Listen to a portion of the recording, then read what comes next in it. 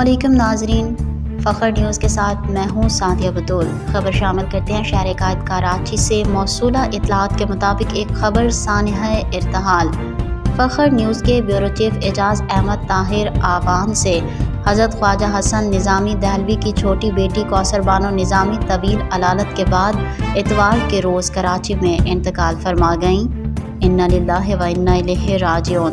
International media سے موصولہ اطلاعات کے مطابق انتہائی دکھ اور افسوس کے ساتھ یہ خبر دی جا رہی ہے کہ شمس العلماء مصور فطرت حضرت خواجہ حسن نظامی دہلوی کی سب سے چھوٹی بیٹی کوثر بانو نظامی کا کراچی میں طویل علالت کے بعد اتوار کے صبح انتقال پر ملال ہو گیا۔